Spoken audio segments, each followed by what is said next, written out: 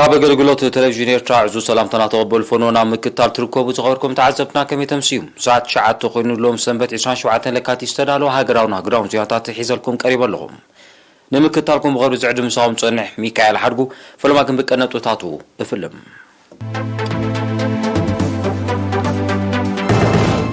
مستر فوزي حاشم بزوبا كاشبار كاب مسرح أجلجلوت فتح زتو كور ركباتها كايدا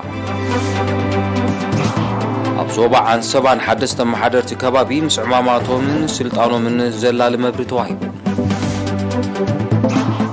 إيرتراوي ناتنا تصفاتين زودي عاود زور رواندا تشن عشران كرتن دفيون أبزيناتات وطاي سيمين كوريا حدش فتنة بلاستيك ميسايل كم زكايرة تغليسو أبا أستراليا حركاتات علالو سباون نواتان كسارتا توريدو تشاينا بحر روكيت 20 كلتن ساتلايتات كم زون جفت أفليطا زرزر زينا مستر فوزي حاشم كاب 23 لكاتي تاب كتماتات أغردت بارونتون تسنين مسوكلت حزبنا أكلات منجستن أب مسرح أغلقلوت فتحن نايمت أي مرباتن زتيعام نتصبصا وكيليرينا كراو تولده قرمسقل قرسقير منستر فتحي فوزي هاشم اب مسرح زلو اغلغلات فتحي بمغمغام كبرتات حبرتسب ماكل زغبرو اغبابات افታት حقرጭ ተዓቂቦም ናብ ወልደታት ዝሰጋገሩሉን ምዘመናዊ አገባብ አዋሃባ ፍርደት ተጣዒሞም ዝቕጽሉሉን ባይታን መፍጣር ኣብ ዝሕግዙ ዛዕባታት ዘተይረክባት መስወከልቲ ህዝብን አካላት መንግስትን ዘባጋሽ ባርካ አካይዳ ዕላማ ናይዚ ካብ 23 ክሳብ 25 ለካቲት ኣብ ከተማታት አውርደት ባሮንቱን ተሰነይን ዝተገብረ ርክባት ብቐንዱ لولاونت حقن مرغغاز بمنستر فتح زوص ممرحتاتن حبرتسب زتقملهم اغباباتن كما يسغمو كم زلو بمرأي سنيتن وحدتن حبرتسب زوحس ጉዳያት በቀረባ ዘደቅስን ንክብርታት አፈታት ሐግርጭትን ምክልኻል ገበናትን ቀዳምነት ዝህብ አገባብ ከም ዝህሉ ምግባር መዃኑ ሚኒስተር ፈውዚያ ገሊጻ ክሳብ መምሕደራት ከባቢ ዝወርድ ኮን መሰረቱ ንጥፈታት ፈትሕ ዝከታተል አካል መቋሙ መርአያ ናይቲ ህዝቢ ያታው ክብርታቱ ዓቂቡ ኣብ ቀረቡ ጉዳያቱ ዘደቅሰሉን ርትዓው ፍትሐዊ አገልግሎት ዝረኽበሉን ባይታ ንምጥጣሕ ዝካየድ ዘሎ ጻዕሪ ከም ዝኾነ ወና ረዲኣ ሚኒስተር ፈውዚያ በተወሳኺ ሰብኣዊ ክብሪ ዘማእከለ ሰላም ርግኣትን ህንጸትን ንምውሓስ ዝካየድ ዕማም ምኽባር ሕጊ ኣብ ጽላት ፍትሕን ዝነጥፉ ኣካላት ጥራይ ዝግደፍ ዕዮ ከም ዘይኮነ ብምጥቃስ ንሓፈሻዊ ኣሰራርሓ ስርዓተ ፍርድን ንተራን ስልጣንን ሽማግለ ዕርቅን ዝድርዑ أوشت حبرتسب استخصصو تمكرتات بمدلاب حسابات حزبي بمكاب استمح شفرداوي اغلول الصفنا لو بايتان متطاح اب كلن زباتات تماسسل ركبات ككايد مخانو غليصام تساتفت بوغنوم كساب حج سرحل زلو اغباب بحفشا كساب من محضرات كباب زورد كوماو ابيات فرد ما بفلاي امسفان فتحي لعل استواصكم زلو بمتقاس حبرتسب زتقملهم اغبابات فتتها غريچت افلطكو وهابم نشماغل عرقن اب مسفان حقن زنطفو اكلاتن سلطنا كوهابومن مكتتال كغبرلومن كمون نقحات حبرتسب اب حقي زعبي مدبات بصفيحو كتغبرو زبلو رئيتتا تقريبا اما حدار زوباغاش باركا امباسادر محمود علي حروي ابزم حللف ملختي غونتم بكوماوي ابيات فردن كالوت ناي فتحي اكلاتن زوهاب اغلغلتات بركت زبلو غدايات بشماغل عرقي نبار فتح يرخبو كم زلو بمغلاص اتم بشماغل عرقي زدقسو غداياتن ام مفتاح نايتم غدايات زواسو صلوت سباتن افلطه توهيبوم بغبوك سنرن كما وكسي كغلغلون اتحساسيبو ناب كالزينا مسشغر اب زوبا عن سباك اب مفارق ورح طريق صاب 20 لكاتي 2020 كلتنا بستغايد مريجان استعوتا محاضرت كبابي اكايد سراحنا نبابر تعدن مسعماماتهم من سلطانهم من زلال مبري توهيبو اما حدار زوبا عن سبا امباسادر عبد الله موسى بعصرت وشوعته 20 كلتن لكاتي مستوما محاضرتي اب زغبرو ركب بمنجستي ممعدار زوبان وزوبان زوصو اواجات بوليسيتات ممرحيتاتن مدباتن متغبارن مكتالن كاب كند عماماتهم كم زغون بمبراح نزواب ممرحيتاتن در سلطانن بغبو انت تختيلوم اب سلطنت صفتن ادمعنت سراح اتي زدل وصيت كركب كم زغلصون عملتو غليصوم اما حضرت كبابي مس كلهم اكلات منجستن حزبن طبو ركبن ناي سراح متسارن سلازلوم ዝተሰከሙ ሓላፍነት ዓብዪ ምዃኑ ዘዘኻኽረ ኣምባሳደር ዓብደላ ኣብ ስልጣን ኣብ ፀንሑለን 3 ዓመታት ትሕተ ቅርፂ ትካላት ማሕበራዊ ኣገልግሎት ኣብ ምጽጋንን ምክታልን ብዕቱብ ክሰርሑ ተላቢዩ ድልውነቶም ንውፍይ ስራሕ ዘረጋግጹ እቶም ኣመሓደርቲ ምስ ህዝቢ ተዋሂዶም ኣብ ልምዓታዊ መርባት ድርኺት ንምፍጣር ከም ዝፅዕሩ ብምርጋጽ ስርሖም ብግዜ ዝቕየስን ብውፅኢት ዝልክዐን ክኸውን ኣበርቲዖም ክሰርሑ ምዃኖም ኣረጋጊጾም ንሳቶም ኣስዒቦም ንስልጡነትን ጽፈትን ስራሕ እኹል ኣባይተ ጽሕፈት ክህሉ ሕቶ መጓዓዝያ ቆላሕታ ክወሃቦ ከምኡውን ዋሕዚ ሓበሬታ ዘይቋርጽ ክኸውን ዝብልን ካልእን ርእቶታት ኣቕሪቦም ኣብኑ ዞባታት ሃበሮ ኣስማጥ ሓመልማሎ ዓተ ክሌዛን ከረን ዒላ ብርዒድ ሓልሓልን ሓጋዝን ኣብ ዝተኻየደ ምርጫታት ብጠቕላላ 80 ኣመሓደርቲ ከባቢ 80 ካርት ስራሕን 478 ኣነባበርቲ ዓድን ተመሪጾም ኣብኑ ዞባ ገለብ ግና ብሰንኪ ሰበክሳጉማዊ ህይወት እቲ መስርሕ ምርጫ ተደናጊ ከም ዘሎ ወኪል ኤሪና ሓቢሩ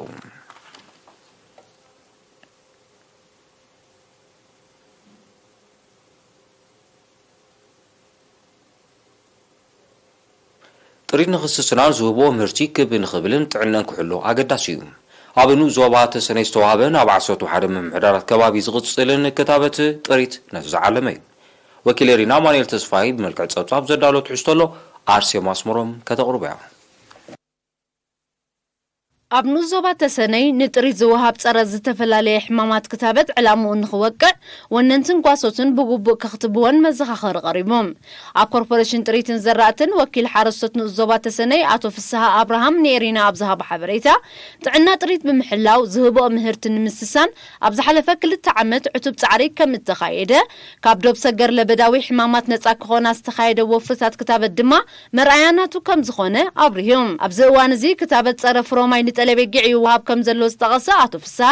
እቲ መደብ ኣብ 11 ምምሕዳራት ከባቢ ክቕፅል ስለ ዝኾነ ሓረስቶትን ጓሶትን ንጥሪቶም ናብቲ ዝቐረበ ነቕጣ ብምምጻእ ከኽትብዎን ተላብዮም እዚ ንኸትቦ ዘለና ክታበት ከኣኒ ናይ ሹቦክስ ወይ ከኣኒ ሕማም ፍሮማይ ንብሎ ኣብ ጤለበጊዕ ኢና ንህብ ዘለና ሕጂ ከኣኒ ከባቢ 10,000 ዝኾና ጤለበጊዕ ከቲብና ኣለና ብዚ ከባቢ ማለት እዩ ቫይረስ እንዲ ኮንታጂዮሲ ምስተን ጤለበጊዕ ብምስትሕኻኽ ወይ ኣብ መደቀሲ ወይ ኣብ መስተይ እን ዝላገብ እዚ ከኣኒ ኣዝዩ ኣብ ውፅኢታዊ ኣብቲ ፍርያት ናይቲ ጤለበጊዕ ኣዝዩ ጎዳኢ ምክንያቱ እዚ እንታይ ባሃዚ ሃይ ሞርታሊቲ ኣለዎ እንድሕር ዝትሒዝዎን ዓበቕ ይሓኻኺን ይገብረለን ብጣዕሚ ይዓብራ ብዙሕ ሞት ውን የጋንፉን ማለት እዩ እዚ ከኣኒ መብዛሕትኡ ንሕና ኣብዚ ዘዶብ ስለ ዘለና ብጣዕሚ ነዚ ኣብዚ ከባቢ ዘሎ እንታይ ባሃል በዙ ዶብ ስለ ዝፀልወና ብዙሕ ክንህበን ውን ንግደድ ማለት እዩ ሓኪም እንስሳ መንእሰይ መሐመድ ኑር ብወገኑ ሕማም ፍሮማይ ተላባዒ ፍርያምነት ጥሪት ዘጉድልን ክሳብ ሞት ዘብፅሕን ሓደገኛ ሕማም ስለ ዝኾነ ሓረስቶት ብዝቐልጠፈ ጥሪቶም ከኽትቡን ድሕነተን ከሕልውን ተላብዮም እዚ ናይ ቫክሲኔሽን ናይ ፍሮማይ ንዶ ዘለናማ ሺፖክስ ንዶ ዘለናኒ ሓደ ካብ ጥሪት ቀልጢፍ ክመሓላለፍ ስለ ዝክእል ካብ ቦታ ናብ ቦታ ሕና ኣብ ዶብ ስለ ዘለናኒ ዞባ ተሰነየኒ مرة نقفات اللي كانت بالسودان تقعد كل زخانة بطل تقعد كل حجينا عن متم أكل دوباز زلوا عن رينج فاكسينيشن كبرنا أو وشتي كتاب زلوا عادة نهبنا نخيد لنا مالتي تنافروا كان شجران حماتيني زين فيروس ينبر قال سكن قريبنا أكل أنتبيوتيك أكل من هنيت نايف بالي يكون يصير بكتيريا زلانيني حمام ترأي سكن قريبنا واسوتن وننت تريتن بقديم بب وقتو زكايد كتابات عبتعنا تريتهم من ذهبوا مهرتن طبقوا تيتي رخبلو كم زلوا بمحبار تريتهم بمختاب ربحاتهم من محلاو كم سرحوا الرقاقيتام ابن الزوبات سني لعلي 370 شدشان شح تريت كم زلوا سندات بيت صحفة حرشات الزوبا ينتصر 74 ደቂ ኣንስትዮ ዝርከብዎም 148 መምሃራን ተማሃሮን ስራሕተኛታትን ኮሌጅ ንግድን ማሕበራዊ ስነ ፍልጠት ዓዲ ቀይሕ ጎንጎን ዘሰላስሉ ዕለታዊ ኣካዳሚያዊ ንጥፈታት ንሰለስተ ዋርሕ ብሞያ ሰልጢኖም እቲ ብምትሕባር ሃማመት ዞባ ሳዋን ላዕለዎት ትካላት ትምህርትን ኮሌጅ ንግድን ማሕበራዊ ስነ ፍልጠትን ዝተዋሃበ ስልጠና ግራፊክስ ኮምፒውተር ቴክኖሎጂን ኤሌክትሮኒክስን ዘጠቃለለ እዩ ብ24 ለካቲት ኣብ ዝተኻየደ ናይ መመረቕታት ስነ ስርዓት ኣብቲ ኮሌጅ ሓላፊ ሃማመተ መንእሰይ ኩባል ተኽለ እቲ ትካል ወሬታ እቲ ኣካል መምዕባል ዓቕምታት ዝኾነ ስልጠና ንሳልሳይ ግዜ ዝተዋሃበ ምዃኑ ሓቢሮም ዲን ኮሌጅ ንግድን ማሕበራዊ ስነ ፍልጠትን ዶክተር ስቲፋኖስ ሃይለማርያም ቦግኑ ንኣገዳስነት ሞያ ኣብ ህይወት ዜጋታት ብምጥቃስ ተማሃሮን ሰራሕተኛታት ኮሌጅ ተወሳኺ ሞያታት ከዓጥቁ ኣገዳስነቱ ዕዙዝ ብምዃኑ ክድፍኣሉ ተላቢዩ ስልጠንቲ ድማ ጎኒ ትምህርቶምን ምድብ ስርሖምን ዝቐሰምዎ ስልጠና ኣብ ህይወቶም ልዑል ተራ ከም ዘለዎ ብምሕባር በብደረጁ ቀጻልነት ክህልዎ ከምኡውን ተዓውድታት ክበዝሕ ተላቢዮም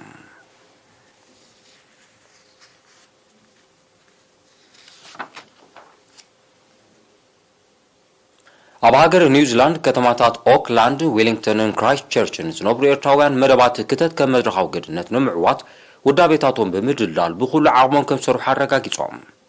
ከም መርኣያ ናይዚ ድማ ብዝሓለፈ ወርሒ ብዘካይድዎ ንጥፈታት $20,000 ከም ዝወፈዩ ቤት ጽሕፈት ጠቕላሊ ቆንስል ኤርትራ ኣብ ኣውስትራልያ ኒውዚላንድን ኣፍሊጡ ኣብ ወንበር ማሕበረኮም ኤርትራውያን ኣብ ከተማ ኦክላንድ ኣቶ ሃብተ ሚካኤል ኣብርሃም ኣብ ዝሃቦ ሓበሬታ ንኩልንትናዊ መደባት መኸተ ብዕምቀት ከም ዝከታተልዎ ብምጥቃስ ዓቕሞም ዘፍቀዶ ኣበርክቶን ተሳትፎን ክገብሩ ዘለዎም ድልውነት ኣረጋጊጹ ኣቶ ሃብተ ሚካኤል ብተወሳኺ ኤርትራውያን ተቐማጦ ኒውዚላንድ ብሓፈሻ ኣብ መጻውን ውዳቤታቶም ሓድነቶምን ብምስጣም ንዝበረኸ መኸተ ወትሩ ድልዋት ምዃኖም ገሊጹ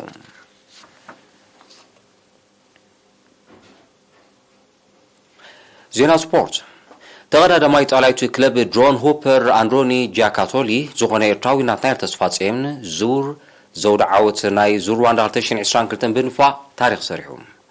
ዝወዲ 22 ዓመት ተቐዳዳማይ ነዚ ታሪክ ዝደገመ ካብ 20 ክሳብ 27 ለካቲት ኣብ ዝተኻየደን 8 መድረኻት ዘጠቓለለን መበል 14 ዙር ሩዋንዳ ብዘዋህለሉ ግዜ እዩ ተቐዳዳማይ ናትናኤል ናይ ሎም ዓመት ዙር ሩዋንዳ ብ23 ሰዓታትን 25 ደቂቕን 34 ካይትን ብህዛም ተዓዋቲ ቢጫ ማልያ ክኸውን እንከሎ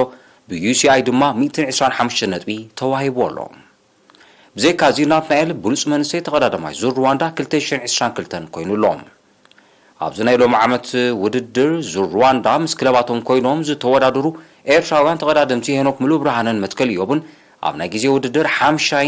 መበል 12 ተርታ ብምሓዝ ውድድሮም ፈጺሞም ኣለዉ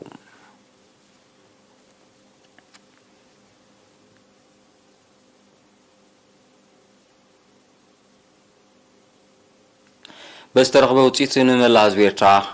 ኣፍቃር ስፖርት እንኳ ዓብዙ ከዓና ናብና ስዒቡ ዝቐርብ ዜናታት ወፃኢ ንምክትታልኩም ደጊመ ብኽብሪ ዕድም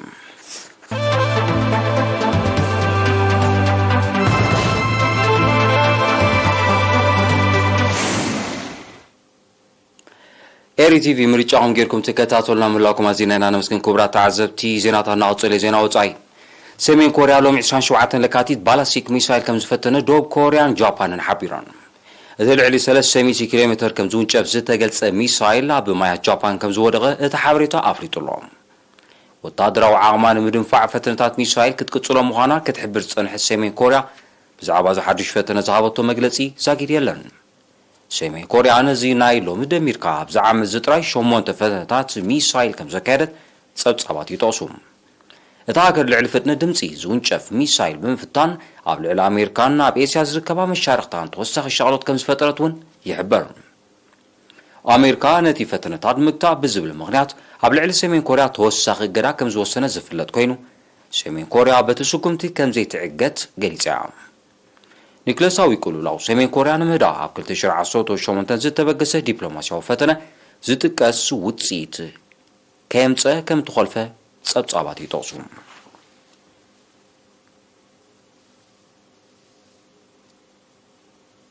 ሎም 27 ለካቲት ኣብ ሰፊሕ ክፋል ኣውስትራልያ ዝወቕዕ ብርቱዕ ዝናብ ዝኸተሎ ሓደጋ ዕለቕልቕ ሰብኣዊ ንዋታውን ክሳራታት ኣውሪዱ በቲ ተፈጥራዊ ሓደጋ ብውሕዱ 6 ሰባት ከም ዝሞቱ ዝጠቕሱ ሰመዚ ኣውስትራልያ ሓያሎ ካልኦት ዳሃዮም ጠፊኡ በምህላው ቅጽሪ ሙታት ክብል ከም ዝኽእል ኣሚቶም ኣለዉ ብዘይካዚ እቲ ሓደጋ ኣብ ትሕቲ ቅርጺ ከቢድ ዕንወት ብምውራዱ ኣሽሓት ሰባት ካብ ኣባይቶም ከም እተመዛበሉ እቶም ሰመዚ ሓቢሮም ክፍላት ሃገር ኩዊንስላንድ ኒው ሳውዝ ዌልስን ልዕሊ ካልእ ከባቢታት ከም ተሃስያ ጸብጻባት ኣፍሊጦም ብሰንኪ እቲ ዕልቕልቕ ኣብ ክፍለ ሃገር ኩዊንስላንድ ህፁፅ ናይ እዋን ሓደጋ ድንጋጌ ተኣውጅሎ ኣብ ኣውስትራልያ ክሊማዊ ነውፅእ ዝጠንቁ ተረጋጋሚ ሓደጋታት ዕልቕልቕን ባርዕ መሮርን ከም ዝኽሰት ይግለጽ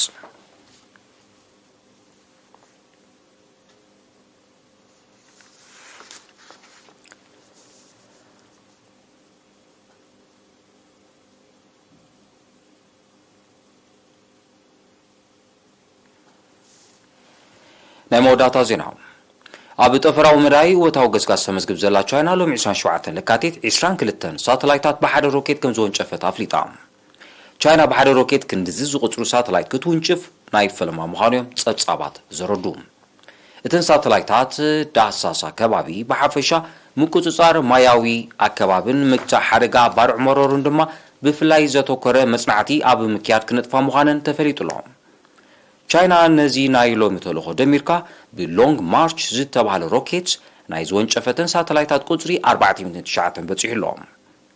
ናይ ገዛ ርእሳ መደበር ጠፈር ትድኩን ዘላ ቻይና ካብ 2030 ንጠፈራዊ ምርምር ክትዕብልሎ ወጢና ከም ዘላ እዩ እትሕብር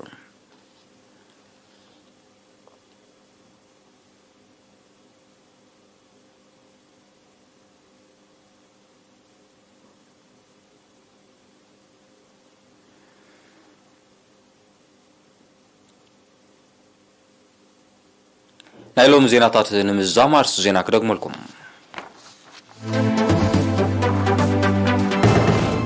ሚኒስትር ፈውዚ ሓሽም ኣብ ዞባ ጋሽባር ካብ መስርሕ ኣገልግሎት ፍትሒ ዘተኮረ ርክባት ኣካይዳ ኣብ ዞባ ዓንሰባን ሓደስታ ማሕደርቲ ከባቢ ምስ ዕማማቶምን ስልጣኖምን ዘላሊ መብሪ ተዋሂቡ ኤርትራዊ ናትናኤል ተስፋጽዮን ዘውድሕ ዓወት ዙር ሩዋንዳ 2022 ደፊኡ ኣብ ዜናታት ወጻኢ ሰሜን ኮርያ ሓድሽ ፈተነ ባላስቲክ ሚሳይል ከም ዘካየደ ተገሊጹ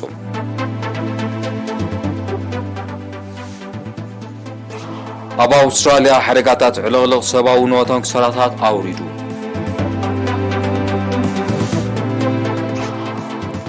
ቻይና ብሓደ ሮኬት 22 ሳተላይታት ከም ዝወንጨፈት ኣፍሊጣ ዝኸበርኩም ተዓዘብቲ ነዚ ምሸት ዝተረኸሎ ዜናዊ መሰናዶ ኣብዚ ፍጸም ስለምክትታልኩም ኣዝየ መስግን ውድድር ሓፈሻ ፍልጠት ቡያ ካልኣይ ክፋል ስዒቡ ዝቐርብ መደብ እዩ ብወገነ ግን ሰላም